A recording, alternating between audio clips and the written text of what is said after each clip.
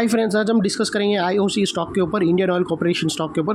दोस्तों ये स्टॉक के अंदर एबीसी पैटर्न कंप्लीट होने का कंफर्मेशन आया नहीं है, लेकिन आने की पूरी तैयारी है।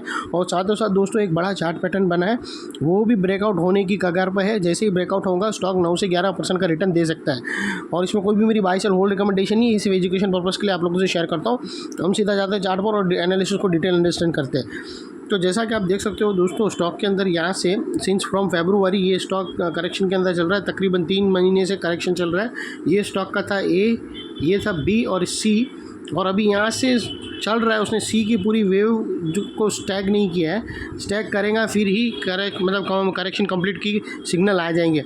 लेकिन हम वेट नहीं कर सकते कभी भी एनी मूवमेंट करेक्शन, क्योंकि बहुत सारे स्टॉक मैंने प्रीवियसली देखा हो जिसके अंदर है ना, अगर हम वेट करते हैं ना तो बहुत बड़ी कैंडल ब्रेकआउट करती है। तो यहाँ पर ऐसा है कि मैं वीडियो बनाने का जल्दी से डाल रहा हूँ। आप लोगों को पोजीशन जब भी लेना है जब ब्रेकआउट होगा, लेकिन मैं जल्दी इसीलिए कर रहा हूँ कि कभी भी एनी मूवमेंट कोई भी कैंडल बन के ब्रेकआउट दे देती है तो आप रेडी रह सको, आप ये ऐसे स्टॉक को अपने रडार पर रख सको।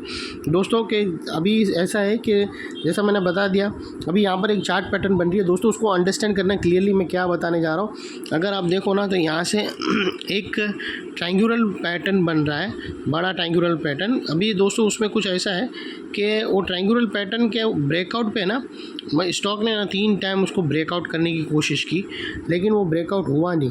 अब और वो उसकी वजह से ना स्टॉक के अंदर ब्रेकआउट के पास 2 बड़े रेजिस्टेंस बन गए। अभी मैं वो आप लोगों को बता दूं दोस्तों, जैसा कि आप गौर से देख सकते हो ये स्टॉक के अंदर ना देखो, ये ब्रेकआउट की तरफ 3 बार गया।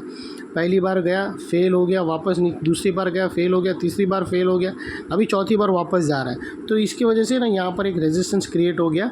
ब्रेकआउट ऊपर है, लेकिन उसके 3 बार वो फेल अटैम्प्ट के वजह से वहाँ पर रेजिस्टेंस खड़ा हो गया। इसीलिए हमें ब्रेकआउट का एक्चुअल पॉइंट है वो 178, एक्चुअल जो प्राइस है ब्रेकआउट का वो 178 लेकर चलना है, जो सेकंड येलो कैंडल है।